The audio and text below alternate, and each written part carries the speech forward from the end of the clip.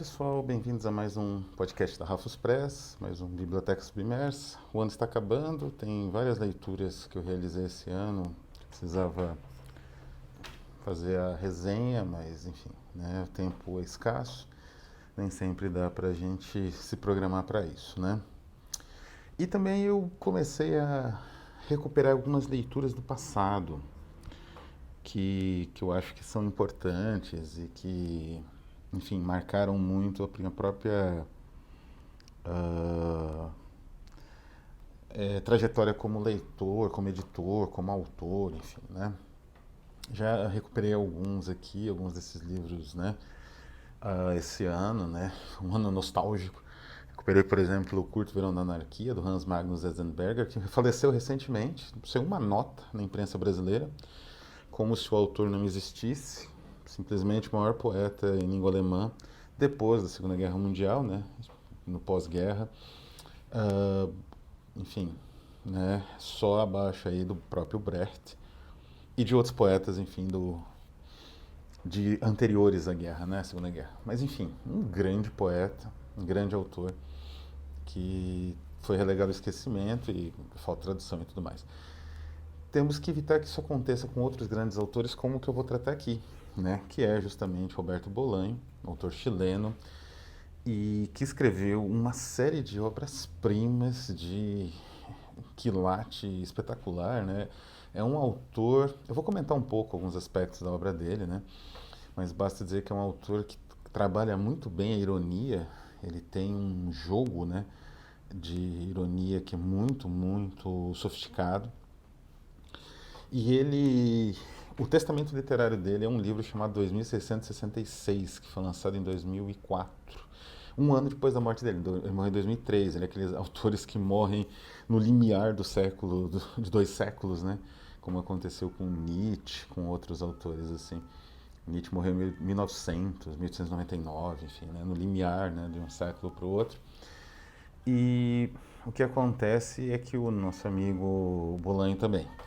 E 2666, por ter sido lançado póstumamente, tem inclusive uma nota de esclarecimento, né, no livro dos herdeiros do autor, em que fala, né, o que aconteceu exatamente, qual que era o plano de lançamento do livro. Essa nota é bem interessante e ela segue um pouco o clima geral do livro, que é um clima de cinismo, um clima de ironia, um clima de humor amargo, né?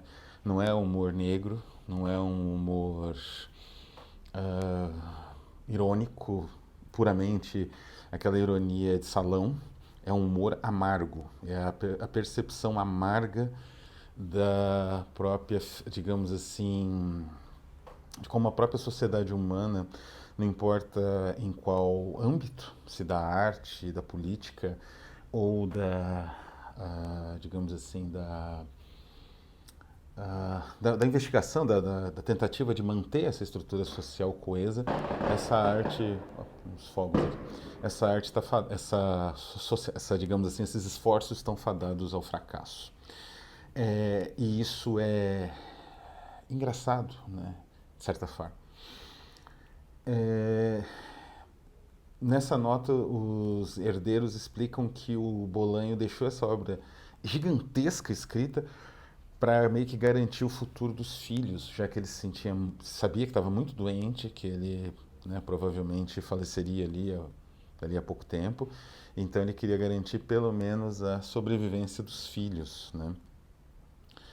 E então é uma obra que já tem um peso singular nesse sentido e que já deixa isso bem claro. Inclusive ele pensou, o livro tem mais de 800 páginas, né?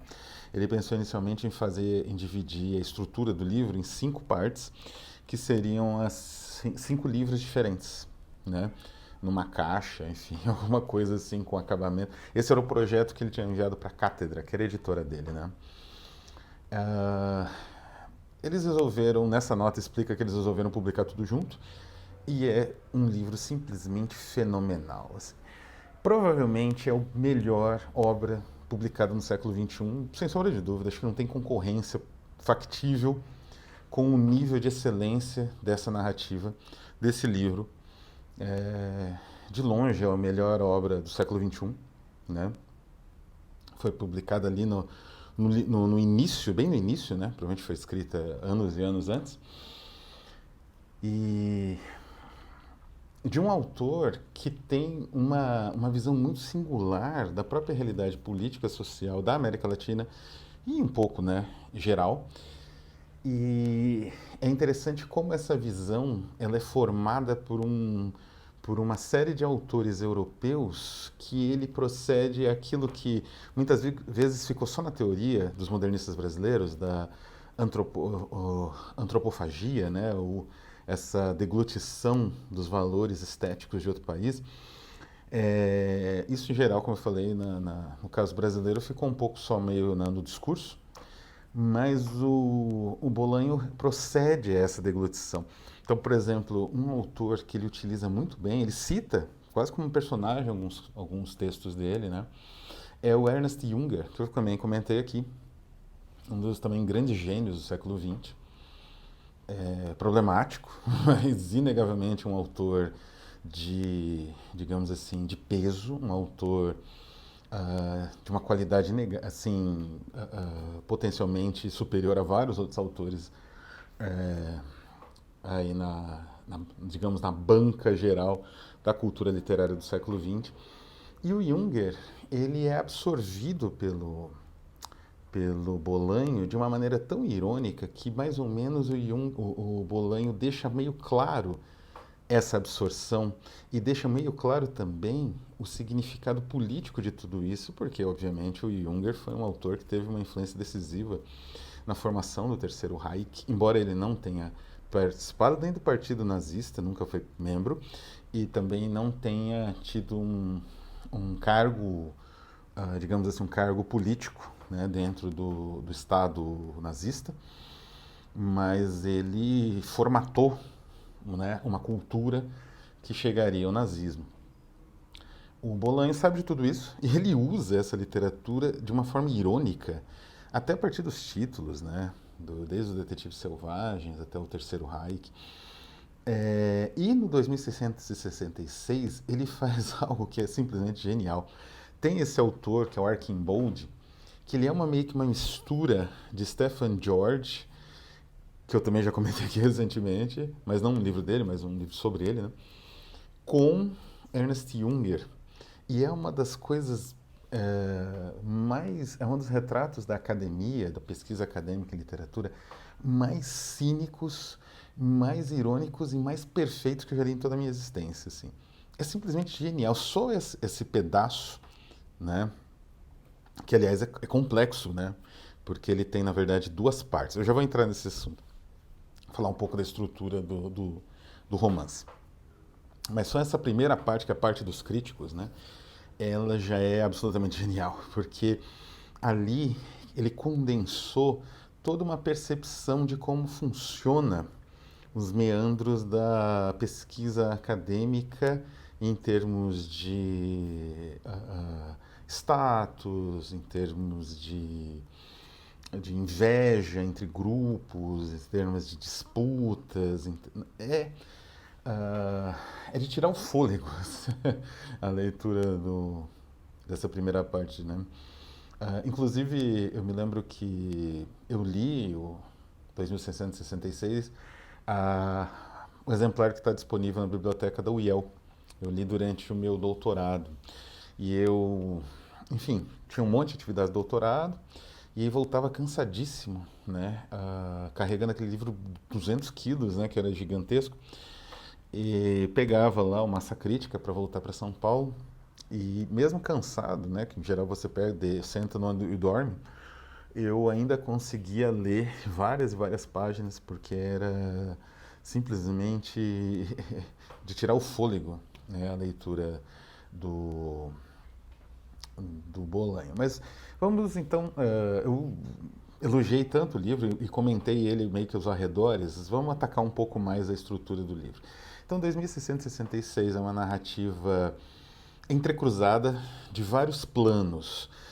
se a gente pudesse eleger um tema central, seria violência e literatura, mas com uma representação tão bem feita, tão intrincada e tão complexa, percebendo como a violência ela se imbrica na estrutura política e também na estrutura cultural de uma tal forma que é impossível, né, especialmente na América Latina, é impossível separar isso, que é, digamos assim, de um brilhantismo único, assim, né? Então o livro é dividido nessas 5 partes, como eu mencionei, que seriam 5 livros, né, na visão original do autor. E 2.666 é uma cifra, né? Não indica nada em si dentro do livro. Não existe uma referência mais ou menos direta, né? Ele é uma cifra de, digamos assim, de uma era futura, talvez, de um momento, de um capítulo, de algum tipo de página de uma obra perdida. É uma cifra, né? E esse aspecto enigmático da obra, com esse título que é um número mais ou menos perfeito, né? Quer dizer, são 3 números repetidos e um que é 1/3 dos outros 3 anteriores, cria esse efeito de mistério quando você lê. Quando você vê esse livro com esse, né, com essa, digamos assim, lombada gigantesca, com aquele número registrado, na hora aquilo te atrai. Por isso, inclusive, eu escolhi a capa aqui, não a edição que eu li da Cátedra, nem a edição brasileira, foi traduzida em 2010, acho 2008, enfim, início dos anos 2000, mas a versão em inglês da Picador, que tem uma belíssima capa, né? Se não me engano, ela é dividida em 3 partes, mais ou menos seguindo a ideia original do autor. E essas 5 partes, enfim, o título me lembra muito um título do filme, né, do Wong Kar-wai, 2046, né, que é também uma cifra, né, não é exatamente uma data, alguma coisa que tenha relevância na trama. Essas 5 partes, elas vão, como eu disse, mas elas convergem e divergem, né? E elas são de personagens completamente diferentes. É uma estrutura muito interessante porque ela é completamente antilinear, anticlimática, ah, ela é difícil de adaptar para o cinema, né? Porque o nosso cinema é viciado em estruturas de atos, né? Aqui é o oposto completo do ato. É impossível pensar em atos com essa estrutura. Ela é muito fragmentada, né? E personagens assim ainda aparecem de relance numa delas, reaparecem em outra como personagem com certa importância. E existe uma espécie de camada, né? Alguns personagens como o assassino de mulheres alemão que aparece na 3ª parte, ele meio que é um espelho do próprio Arcimbolde, que é o escritor soldado, né? Que vai aparecer na última parte e, como eu disse, a obra dele aparece na primeira, que é essa parte genial sobre os críticos, né? Então, são 5 partes que eu mencionei, eu já falei um pouco da parte dos críticos. A segunda é a parte do Amalfitano, que é um filósofo, é um professor de filosofia, acho que chileno, se não me engano, que muda para o México, de Barcelona e tal, e ele enfrenta, ele é o símbolo da solidão latino-americana, né? Como a América Latina os povos da América Latina, apesar das tentativas de integração, apesar de todo esse aparente, digamos assim, dessas sociedades aparentemente que se entrecruzam, tem muita solidão, né? E muito isolamento por ser um continente desprezado, né, pelo hemisfério norte, especialmente a América Latina de maneira geral, a América do Sul, né? Depois a 3ª parte é a parte de Fate, que é genial. Fate é um jornalista boxeador, né? Meio, enfim, meio jornalista, meio enfim, ele tem umas tiradas muito boas, tem uns momentos muito interessantes, que ele vai entrar, aliás, um boxeador mexicano. E ele faz a entrevista com o feminicida alemão que eu mencionei, que é um personagem importante, que vai aparecer na 4ª parte, que é a parte dos crimes, talvez a parte mais célebre do livro. E é também uma das mais intrincadas, né? E aí a influência do Junger é bem clara no tom de distanciamento da violência. Uma coisa que é importante no Junger, que ele desenvolveu muito bem desde o Tempestade de Aço, é uma maneira de percepção da violência como um objeto estético mais ou menos distante, né? Ele aplica um pouco aquelas ideias de esteticismo que o Fábio Ack trouxe bastante aqui para nossa discussão para o próprio evento da guerra. E o Bolanho, ele mais ou menos absorve isso e vai transformando nessa descrição que evita, né, o distanciamento, evita que aquilo pareça excessivamente sensacionalista e ao mesmo tempo cria uma espécie de ironia, de comentário mais brutal a respeito do sentido em si, ou da falta de sentido desses crimes, né? Só explicando um pouco que crimes eu estou falando, existiu realmente, mais ou menos entre os anos 80 e 90, em Ciudad Juárez, na fronteira do México com os Estados Unidos, o distrito de Chihuahua, né? Essa região foi uma espécie de, não sei se definir se foi uma epidemia, se foi um momento ali de confluíram, né, vários fatores e isso desencadeou uma série, mas uma série imensa de mortes de mulheres, em geral mulheres pobres, jovens, que trabalhavam nas fábricas na fronteira, que fabricam bugigangas contrabandeadas, né, através da fronteira, na fronteira México-Estados Unidos, para venda, né, nos Estados Unidos. Isso tem muitas fábricas disso, é um mercado bem grande e movimenta um capital enorme, né, que, por outro lado, é usado pelos cartéis como uma espécie de fachada para seus próprios negócios, né? Então, nessa época, e eram mortes horrendas, assim, né? Que depois culminavam com desmembramento, com utilização de tonéis de ácido para diluir os cadáveres. E nunca foi exatamente definido quem começou, quem fez, né? Como eu falei, teve um alemão, de fato, né, na realidade, foi realmente preso nesse período acusado de alguns crimes, mas não de todos, porque os crimes continuaram acontecendo com ele preso. Provavelmente, como eu falei, confluiu também algumas pendências do cartel, né, algumas execuções de vingança ou de perseguição de oponentes, né?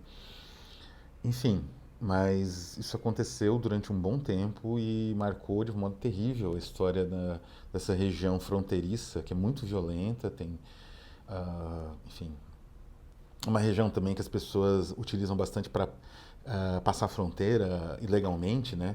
Então é uma região muito violenta, muito carregada entre Estados Unidos e México. Então essa parte dos crimes é uma das mais conhecidas do livro, em que ele vai mais ou menos acompanhar alguns casos fictícios, outros nem tanto, e você percebe, aquilo é quase realmente uma matéria jornalística, né? Ele é muito preciso nas descrições, mas como eu falei, isso causa um distanciamento do leitor que é singular, e de certa forma isso preserva um pouco as vítimas em si, mas também cria, como eu falei, esse efeito de estranheza, de uma espécie de ironia, né? De como aquilo não vai dar em nada, aquelas investigações, aquela mobilização é inútil e os crimes vão continuar e continuar e continuar, né, perpetuamente. E a última parte, a gente retorna ao autor, né, do início do primeiro capítulo, que é a parte de Arcimbolde, que é esse autor que tem um nome curioso, né, para um alemão, Benno von Arcimbolde, acho. E ele é um escritor soldado. É uma homenagem nítida ao Junger. É interessante como no final da vida, né, o Bolanho vai fazer uma homenagem a um autor que foi importantíssimo no desenvolvimento da obra dele. E um pouco do Stephen George também, como eu falei, por causa do nome, né, latino e tal. Isso é várias vezes bem colocado na trama. E aí é como ele conseguiu sobreviver no fronte russo, né? Ele se tornou escritor e tal. Tem essa última parte tem uma pegada um pouco Patricia Highsmith. É até interessante. É interessante como o tom do livro, ele é ao mesmo tempo constante, que esse tom constante de ironia que eu falei e de desencanto absoluto, mas esse tom ele tem variações emocionais a partir dos personagens conforme você vai lendo, e essas variações, como eu falei, vão se interpenetrando. É digamos assim, é uma estrutura muito complexa. como é raro ver em literatura. E não é, por exemplo, a parte da Amalfitano que eu mencionei, o professor de filosofia, é uma parte muito melancólica. Eu me lembro que tem um trecho que fala que a filha que nasceu na Espanha, a filha dele vai com a filha para o México, a filha ela passa com o passaporte europeu, ou eles estão voltando, acho, para Barcelona, uma coisa assim. E ele volta depois para o México, sei lá. Mas ele vai com ela para a Europa e ela passa direto, porque o passaporte dela é espanhol, né? Então é europeu, e ele fica naquela fila gigantesca de declaração, de aduana, que é uma realidade que acho que todo brasileiro que viaja para o exterior sente na pele, né? É assim que o latino-americano é tratado, esse é o lugar que o europeu acredita que é o lugar do latino-americano na sociedade deles, né? Quer dizer, você pede por favor para entrar. É incrível esse trecho, né? E como isso se comunica, né, com toda a estrutura do livro, desde a primeira parte, que oferece essa visão do mundo acadêmico impiedosa, a mais perfeita visão contemporânea do mundo acadêmico, ao mesmo tempo impiedosa e, digamos assim, direta no alvo, até a última parte, que é o Archambault tentando fugir do fronte russo, né, como soldado nazista. Então é um livro que eu recomendo muito. Ele foi lançado pela editora Cátedra, tem milhares de reedições, né? Desde 2004 ele foi reeditado para quem quiser ler em espanhol. É um exercício interessante, o Bolanho, essa estrutura germânica, né, que ele adota para a narrativa dele, faz com que a leitura seja muito fluida, porque é mais ou menos como ler o próprio Junger, né? É uma leitura fluida. Tem um equilíbrio, né, dos elementos que estão dispostos ali, né? Ele não tem aquele exagero barroco de uma boa parte da literatura latino-americana. Ele, na verdade, é quase um inimigo disso, ele está em outro registro, né? Mas saiu no Brasil, como eu falei, desde 2008, mais ou menos. Também tem muitas edições, não é muito barato, saiu pela Companhia das Letras. O tradutor eu tenho aqui um fragmento do PDF, Eduardo Brandão. Desconheço o trabalho de Brandão, mas se traduzir um livro desses deve ser bom. E tem, como eu falei, a versão em inglês, né? A versão em inglês de 2010, eu acho, que tem essa belíssima capa, que tem essa pintura simbolista, né? Que eu utilizei aqui no, na thumb do vídeo, né? Então é isso, recomendado. É um dos livros leitura da minha vida, né, digamos assim, que teve um impacto imenso quando eu já estava no doutorado, né? Equivalente ao impacto imenso que eu tive de uma outra obra que eu já comentei aqui, que é o Alto da Fé, que eu li na graduação, teve um impacto imenso na minha graduação. O 2666 teve um impacto imenso quando eu já estava na pós, né? Recomendo a todos a leitura desse livro incrível e a descoberta, né, de todos esses elementos que eu mencionei aqui, que são um universo, né, como se fossem galáxias se encontrando ali ou pulsando, né, as suas radiações uma em cima da outra nessas diferentes partes do livro. Então é isso, eu vou ficando por aqui. Um abraço a todos e até a próxima.